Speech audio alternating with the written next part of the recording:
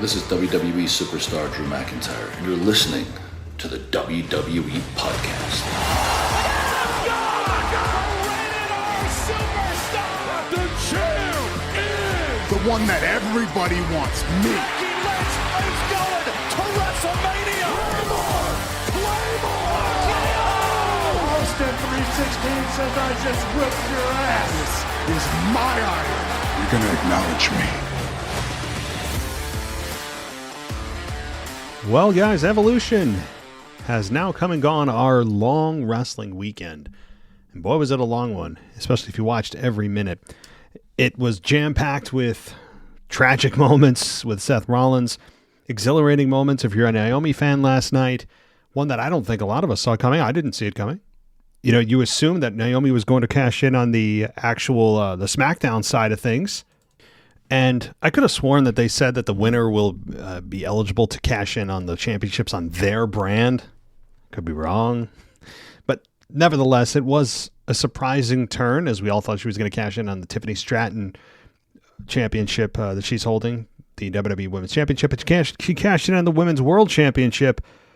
And it was one that I got to say I really had no complaints about. Naomi and Jade had a pretty good match. We'll talk about that. The reaction for Jade has been mixed at best. Naomi got a massive pop, but that's not really surprising, as all cash-ins, nearly all of them, especially if heels are holding them, always gets a good pop because the crowd is excited to be there for that moment. It's not necessarily being excited for the person who's cashing in. It's just, I think a lot of it is the fact that, oh, I'm here experiencing this moment, and it's an exciting moment when you're in person. So we'll see how long her championship run lasts, but I would imagine that she is now relegated to Raw, that she is now a Raw superstar, and that's fine with me, as Naomi really has just jumped into that next tier. The last 6 months have really done nothing but help her, and her title run is going to be a lot of fun, and having Rhea and Iyo chase it as well, it can't do anything but help. And they had their own great match in their own right. So we'll talk about all of that, including a Seth Rollins medical update, which somebody did ask Triple H in the press conference after the show, and he just said it's not looking good. And he's there and going to get an MRI today because he was there as Evolution was going on with his wife competing, and it makes sense. He wanted to wait a day, and he's going to get a doctor's opinion, and maybe we'll know more again, as I said, on the Monday Night Raw show tonight with an update, which does not look good. If Triple H says it doesn't look good, I mean, that's all you need to know to hear, hey, Seth's going to be out for several to many months, which I dove into on the Saturday Night Main Event review show, that it just is awful for Seth and for us and for Heyman and for Braun Breaker and for Bronson Reed, for everybody involved, the Money in the Bank briefcase, all of it. But massive match tonight with the gauntlet match taking place. The winner will face Gunther for the World Heavyweight Championship at SummerSlam. And those competitors are CM Punk, Jey Uso, LA Knight, Penta, and Braun Breaker. Now, we can eliminate two right off the bat, if not more, of Penta out, Breaker out. I would even say Jey Uso out. There's three right off the bat. You're left with CM Punk and with LA Knight. Really tough to decide on those. With LA Knight, he's been nothing but on the rise as of late. CM Punk has been working with in and out of Heyman, and Heyman screwing Punk at WrestleMania. I would imagine Punk and Gunther is probably the match that they're looking for. I don't know if they're going to go with LA Knight, because Punk and Gunther right now is something that has not happened, but it needs to happen. The promos between those two should be a lot of fun, and it's the bigger match on paper than LA Knight, despite the fact that I don't think there's many fans that would hate LA Knight challenging Gunther for the world title at SummerSlam. He's deserving of it for sure. He could hang in the promo side of things in the ring, but it just seems like when you're trying to fill a stadium for two nights like they're doing with SummerSlam, CM Punk and Gunther is probably the matchup that they're going to go with. Jey Uso, no chance. Penta, as I said, and Braun Breaker, and those guys just have little to no chance. So it comes down to 2. Kind of like when you're taking a test at school and you can eliminate 2 answers right off the bat, and there's always like a 50-50 shot if you don't know the answer to just pick one. So big match tonight, but let's talk about Evolution. We have a video package of which Katy Perry's Rise. We had Stephanie McMahon come out and say that nights like this wouldn't happen without her. And Stephanie walked out to a nice reaction from the crowd and was introduced by the announcer Alicia Taylor. She joined Joe Tessitore, and Steph said, we, quote, had so much to prove with the first Evolution, and she spoke about the improvements over the years in the athleticism of today's female wrestlers in WWE and NXT. And he asked Steph to name the match that intrigues her, and she said Jade and Naomi in a no-holds-barred match with Bianca Belair as the special referee. And we had, again, the first match then take place with Becky, Lyra, and Bayley. I don't know why Stephanie McMahon needs to come out. I have nothing against Steph. One of the better heels in the company's history by a wide margin. She was just excellent. But, I mean, we have long moved on from Stephanie. I know that Triple H is running creative. I don't need cameo appearances from Stephanie. In fact, Stephanie McMahon, and during the first Evolution, took a bow at the end of the show like they had a community theater performance and everyone came out to just bow. It was just horrific. Horrific. There's no need to do that. That kind of stuff is, in my mind, it is the epitome of cannibalizing your own product and just totally disconnecting from what you just watched. It's like, thanks. I hope you enjoyed our performance. Let's all take a bow. Throw the flowers at my feet, please. And Stephanie McMahon at the center of it. And then she's back for this one. There's no need for it. Stephanie McMahon had little to nothing to do with this women's movement. It was the fans. The fans decided we want this. The fans are the ones. And yes, the men are the ones who scream for this.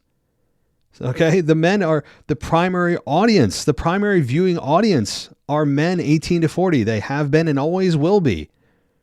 So actually, those of you that are, concerned that it's not a women's movement, well, the men are actually the ones, because they're the primary viewing audience, primary demo, are the ones who actually push this forward.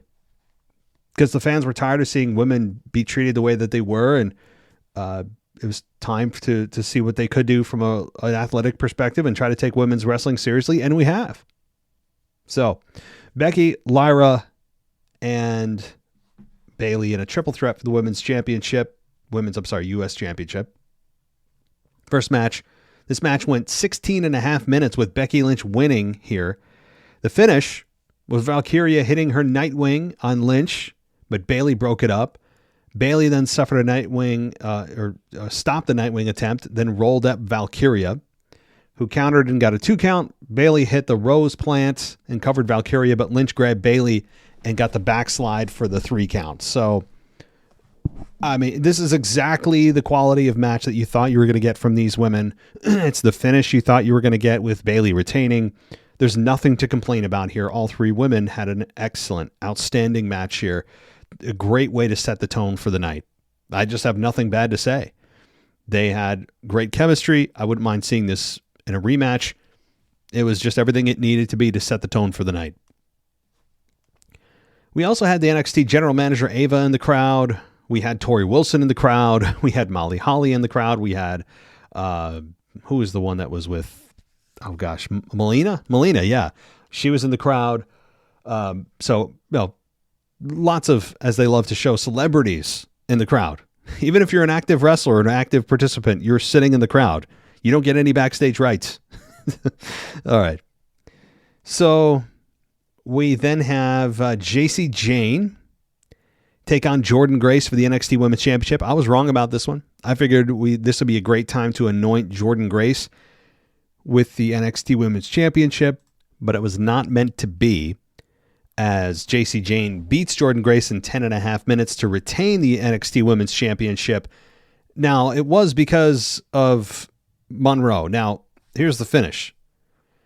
We had Nix pick up the title belt. Monroe put her down with a forearm shot, ended up with the belt, and then JC Jane shot Grace into the ropes. Monroe hit Grace from behind with the title belt.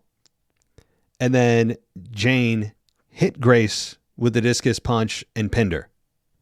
And then Cole questioned whether Monroe hitting Grace was accidental, even though Monroe was just scowling. And the Fatal Influence Trio act surprised, and Monroe entered the ring and handed Jane the belt and then left alone.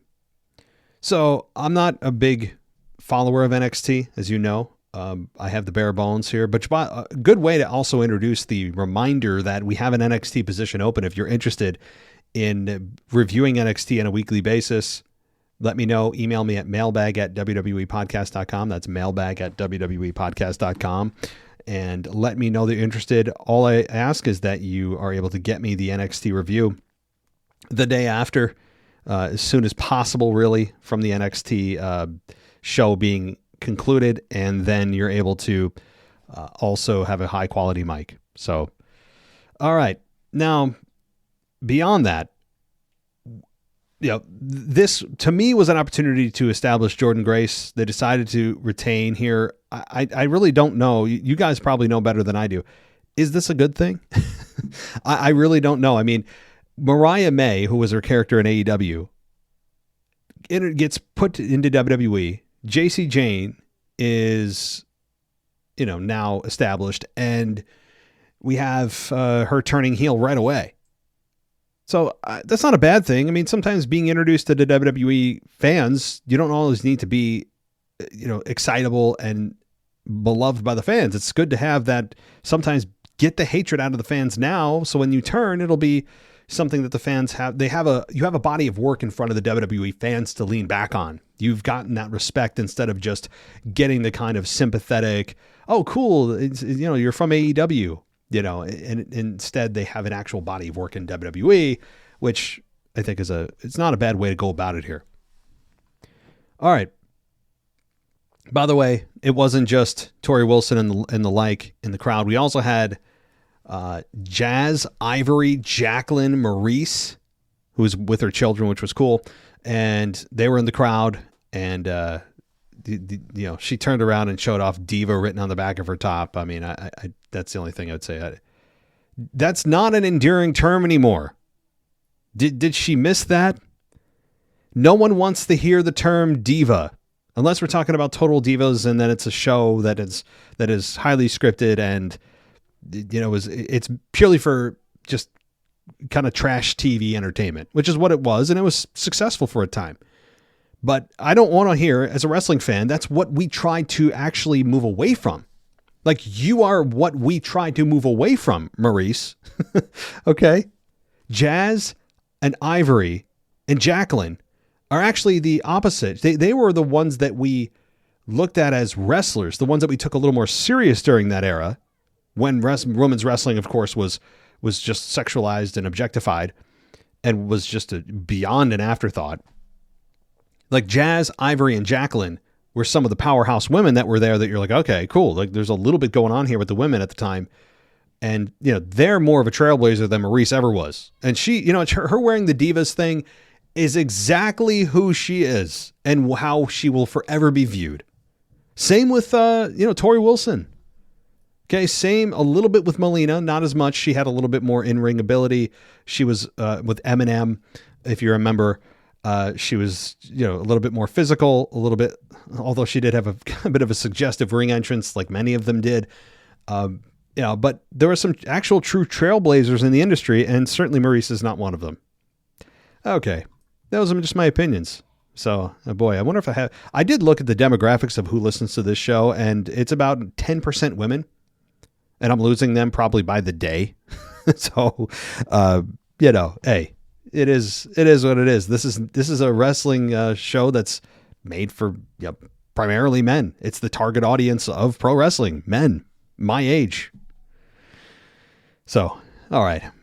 We then have, Alexa Bliss and Charlotte Flair take on Roxanne and Raquel, and the Kabuki Warriors, Kairi Sane and Asuka, and Sol Ruka and Zarya in a four-way, no longer fatal, apparently. It's no longer a death sentence to have a multi-person match with the Women's Tag Team Championships on the line.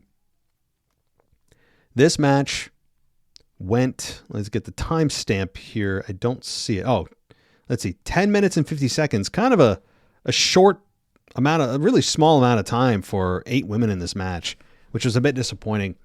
But we did have Raquel and Roxanne defeat everyone. Well, they won the match.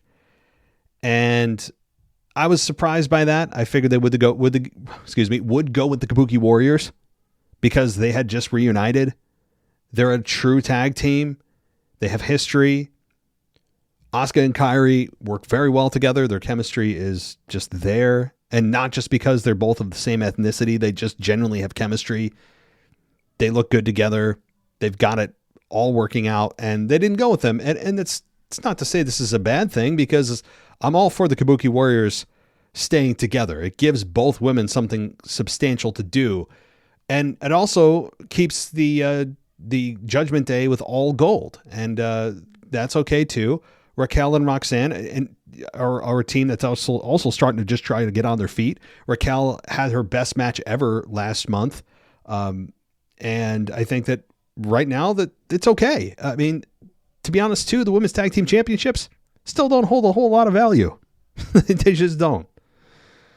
All right. Tiffany Stratton and Trish Stratus for the Women's Championship. Tiffany Stratton wins here, as pretty much everyone expected to have happen, in 8 minutes and 30 seconds. The finish was having Trish going for a moonsault. We had Stratton put her knees up. Trish then hit a pretty good looking Stratusfaction for a near fall. And then she went for a moonsault. Or rather, Stratton put Trish down with an Alabama slam and then hit the prettiest moonsault ever for the victory. Afterward, the referee rushed Stratton away from ringside, and Trish had a moment in the ring, and a thank you Trish chant broke out. And she played to the fans, took a bow, and Cole said that whenever Trish wrestles, you have to wonder if it will be the final time. And I don't think it is. I mean, Trish can still go at a high level for her age. I mean, she's just a fact. And so I don't think this is Trish's final match. She's probably got another couple in her. And it's fun to see her. I mean, she is, you talk about a true pioneer, you know, not these self-professed ones like Nikki Bella, but actual trailblazers, actual women that you can look at and go, hey, they were kind of the the anti-authority, or going against the grain. They were the true rebels in a time when women were just objectified. Trish was one of the few that you could look to during that time and be like, nah, man, she was actually one that cared about wrestling. Same with Lita, although Lita was kind of both. She towed the line of being very highly sexual, but also could kick ass in the ring. It's a unique trait to have both. All right, both did not always exist back then, and Lita was kind of both, where Trish was much more inside the ring, and she earned the respect that way, and now look where she's at now, and she can still kick ass. So I've got nothing bad to say about it. Tiffany Stratton wins, as she should. So let's continue as Jade Cargill and Naomi faced off with Bianca Belair as the special referee in a no-holds-barred match. This match went 11 minutes and 10 seconds with Jade beating Naomi. And the finish is Jade catching Naomi climbing the ropes, struck her from behind with a chair. Jade joined Naomi on the ropes and then hit Jaded through another table. Of course, sponsored, has to be sponsored, and then covered her while Belair made the 3 count. After the match, Belair raised Jade's hand and then struggled to maintain eye contact with her. So, yeah, fine. I mean, I despise the sponsored tables. It's just, it's so, I don't know. I know no one else really cares, seemingly. I think it makes it feel much more like a production. I don't want to make it feel like it's a production, but they don't care at the expense of making a few extra dollars. So what do I know? But there was no weirdness here. They went for the boring option with at least Bianca. Now, there was a little tension there with Jade and Bianca as we're all awaiting that turn by one of them. I'm all for Jade turning on Bianca. If Bianca wants to remain a babyface and ride that out, fine. I still want Bianca to turn heel. I'm not getting off of that horse, but the Jade Cargill babyface train is a very rocky one that is easily derailed, and I would actually advise that they turn her heel as soon as possible. Have her just turn on Bianca, because the Jade train, in terms of getting support from the crowd, is it's, again, very, very shaky. It's not a strong foundational connection with the fans, and it could easily be derailed, and it kind of is already. So there was nothing, though, that was shocking in this match. I had proposed 3 possibilities of Bianca turning on somebody, and that didn't happen. It was a straightforward, yes, some tension here and there matchup that Bianca ends up just counting the 3. Jade wins. Now, Jade winning against Naomi would certainly have discounted the fact that, in your mind, that Naomi's going to cash in. You're like, oh, well, she's not going to cash in tonight. She lost. We already had the Trish match. It's over. No one's thinking it. So it was a good call by WWE here to have Naomi cash in, and we'll talk about that in a minute. So Nikki Bella comes out with her stripper-like dance, which is just horrible. Just horrible. We then also had Natalya, Maxine Dupree, Jade Parker, Lash Legend, Lola Vice, Zelina Vega, Kalani Jordan, Tatum Paxley, Izzy Dame, B-Fab Meechin, Ivy Nile, Candice LeRae, Nia Jax, Stephanie McCour, and did I miss everybody? I probably missed a few. Chelsea Green, Piper Niven, Alba Fire, and others. I'll just leave it at that. For a 20-woman battle royal. Now, the winner does get a title shot at Clash in Paris. And this match, which again it's just a big Royal Rumble, or a 2/3 of a Royal Rumble with everybody in there at once, it's fine. It was a match that went 15.5 minutes. The finish was exciting because, Vacour and Lash Legend ended up being the final 2, and we did have Nikki Bella last a little bit longer than a lot of people I know predicted. But I actually picked her to win. Of course, I get the L for that one. But Stephanie McCour, absolutely deserving. Now, I am a bit concerned that she hasn't been in front of the main core audience long enough to be supported by the fans if she wins the championship. Sometimes fans get behind somebody and then they back off. And we'll talk about that dynamic with Charlotte also in a minute. But Stephanie McCour, despite the fact she hasn't been here long, I will say she feels like she belongs. There are some call-ups from the men's and women's side that sometimes you feel like, they feel like they're coming from a smaller league. They don't feel like they fit in yet. Stephanie McCour just fits in. She feels like she's been on the main roster for years.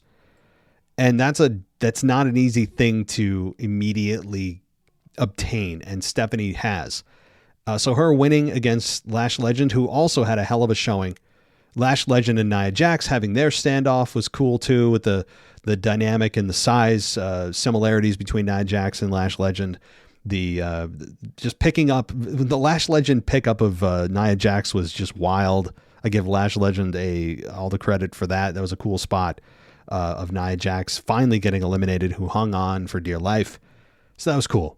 Again, no complaints here. No complaints having Stephanie McCour be showcased at the second biggest PLE of the year at SummerSlam is what you want to do to build new stars.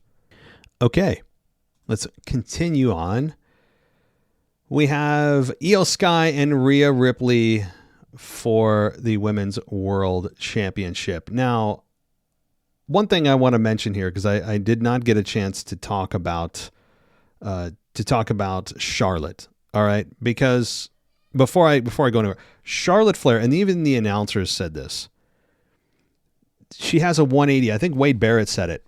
Was on SmackDown. Wade Barrett had said that the crowd's suddenly doing a 180 when it comes to the reaction from Charlotte. And it's true. Like, the crowd is now getting behind Charlotte. And I didn't talk about this on the four-way tag team match when she teamed with Alexa. So I apologize for kind of scattershotting this, but Charlotte is somehow, against all odds, just getting support from the fans. They're gravitating back to her, and I'm trying to dissect why. I'm trying to decode why the fans, after they have just despised Charlotte Flair for so long, after all of the returns and the negative reactions and the online media, just criticism of her. What is it about this particular time period now that the fans would decide, you know what, we're going to cheer for you? And I think the biggest reason, among others, she's not talking. She's not speaking. She's just wrestling. And while promos are incredibly important in a wrestler's success, I would argue more important than in ring, Charlotte has proven she can talk. We know what she has to say. We know who she is. We know what she's capable of. And I think that not hearing from Charlotte and her sometimes kind of just nails on a chalkboard voice, I think fans are going, all right, we're just going to, we really appreciate how damn good you are in the ring. We're focusing on that because you're not talking. So I think the less she's on the mic and the more she's just wrestling, the more the fans will continue to support her. Now, that's not to say she can never talk. It's just got to be really brief. Don't let Charlotte go on these long promos. She's more than capable. She's excellent on the microphone. But I think that's a big part of it. Fans don't have to hear her talk. So I think her just wrestling right now is a good way. If the goal is to keep Charlotte a baby face, keep her off the mic as much as possible for the time being. So that's number one. Number two, I think they're focused on other things. There's other things going on in the women's division right now, especially with now Naomi cashing in. Well, that's the match we'll end with here. With Naomi cashing in, with of course the Liv Morgan injury.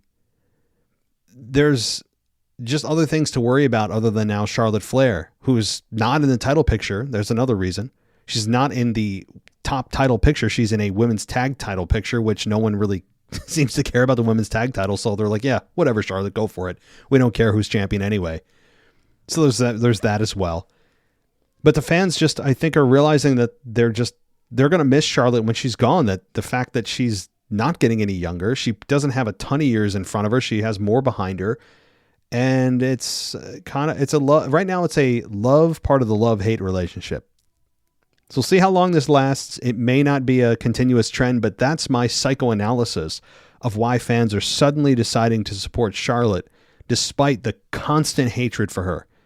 No matter when she returns, how long off she's been. She's one of the few stars over the years, one of the very few, that no matter what happens or how long she's out, when she returns, she gets booed, no matter what they try to do with her. And that's really hard to do because you could be the most hated, despised heel in the company, but when you leave and you come back, fans will embrace you instantly. Charlotte is one of the few, and I don't even know another one, that the fans just have this visceral reaction when they see her and just go, oh God, I know it's been 18 months. I don't need to see you. They have had that for a long time for Charlotte. And I felt for her on a human level. Like, she must be like, man, what the hell? I've never seen this. It's really difficult to do. So, we'll see how long this gravy train lasts for her. But it's fun to see while it's going on. And I'm glad the announcers, particularly Wade Barrett, have decided to point it out. Like, wow, the fans are 180ing here. And I'm sure backstage they're like, do the fans even know what they want? Or, what are they doing? But all right. So let's get to the final match here, which of course was Rhea Ripley and Iyo Sky for the Women's World Championship.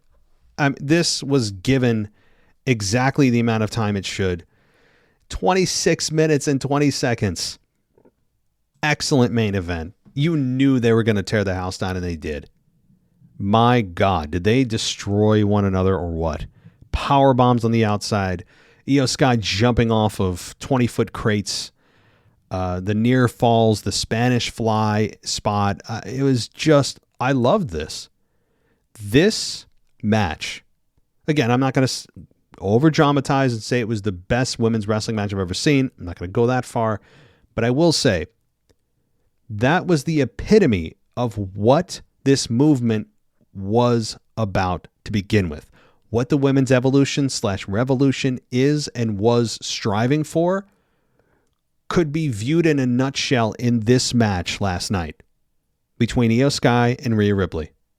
This is what we wanted as fans when this started 10 plus years ago with the Give Divas a Chance movement that evolved into what we're seeing now. this is what we envisioned. This kind of wrestling for women. Now, every match doesn't need to be 26 minutes. Every match does not need to be 5-star, nor should it be. But this match is exactly what the goal was when this movement started. This is what we wanted, and we got it. And it was just awesome. It was just awesome. Naomi, or rather Iyo Sky, give her a hell of a amount of credit. She continues to show why she is every bit of a champion that they have said that she is. Rhea Ripley she's at the point where she doesn't need the belt anymore. If she ever carries it again, and she will, it's not going to be as exciting because she's already been there, done that. We need a bit of, I think, more time away for Rhea Ripley from the championship picture, or at least to be champion. I'm fine with her going another 6 months, 12 months without it. I'm fine with that. Give fans a chance to miss you being champion. But Rhea Ripley continues to have the most crowd support of any woman. And then you have Naomi, who, again, as I said at the beginning of the show, the pop that she got when she came out was just awesome. It was because we're getting to see a cash in live, but it was also because of just the appreciation of how awesome Naomi's character has been since her heel turn, which was the best thing that's ever happened to her. And having her come out with her bloody nose, doing what she did here, cashing in, and Iyo Sky getting blasted in the face with the briefcase, and Naomi hitting her split-legged moonsault 1, 2, 3 on Iyo Sky. That was just great. I'd have no problem with Iyo Sky being the one to take the pinfall. She's the champion. You're trying to protect Rhea a little bit as well, so she wasn't involved in the decision. But having Naomi be anointed here, it was a great call. Now, do I miss Iyo Sky as champion? Will I? Probably. I mean, Iyo Sky as champion, she in her last run here has arrived. And now Naomi, with this title run and this title victory, I think has also arrived. It's going from one really good champion to another really good championship decision. You can't really go wrong with any three of these women, but Naomi specifically, it was time. Her new gimmick has caught on. It has felt more organic. There's more depth to it, and she can go in the ring, as we all know. So this was a totally awesome decision, I think. Not that I wanted to see Iyo be stripped of the belt or lose the belt, but if you're going to do it, having her lose to Naomi is that's going, for me, it's a lateral move. And one that I think is going to pan out very well for Naomi, who's now apparently on Raw. So I'm happy for Naomi. Her and Rhea and Iyo might have a rematch at SummerSlam. They'll probably have a proper rematch at SummerSlam, even though this was technically a triple threat. It lasted for like 30 seconds as a triple threat. So Naomi winning here is just I have no qualms about it. And you also needed this to end the show. You needed something big to end this show, because you couldn't just have a title retention. Even as good as this match was, I mean, I guess you could have, but if you're going to create more buzz, more news, you want it to be a title change and a cash in. And that's hey, if you're going to do it, no better time. So one more thing. Triple H did get asked, is this going to be a yearly event, a yearly PLE? And he said he's not sure, because if there's demand for it, he will. But women have been main eventing for 10 years now, not consistently, but fairly regularly compared to what they did 10 years prior to that. So the women have pretty much done everything the men have done. So I see his logic, where the women, do they really need a separate event? Do they need this special little event where only women are allowed to showcase what they can do, instead of actually being on equal footing with on the same show as the men? Do you know what I mean? So sure, the Evolution, I see where it had its spot in its day, but Triple H is also correct in saying that, hey, if the women are truly on the same level as the men, and I believe they're not quite there, but they're getting closer, well, wouldn't you want them to be on the same show to prove that they're on that level, instead of having to be segregated in their own separate PLE? Because then you're saying, well, they wouldn't be on this show or main event had it not been for a man storyline on the show. Does that make sense? So I see the case for both, where the Evolution PLE might start to gain some traction again, where people want it every year. But at the same time, you're also kind of, in a way, you're also kind of, you're shooting yourself in the foot if you're looking for women to continue to evolve in wrestling, because if they are truly to be on equal footing with the men in terms of time and storyline and support from the crowd, you want them to compete directly with the men, then put them on the men's show. Put them on or rather just the regular PLE. There's not a men's specific show. So put them on the regular PLE, have them prove their worth within those storylines on the same show, instead of having, again, them kind of coddled and, secured in this little bubble of the women's PLE.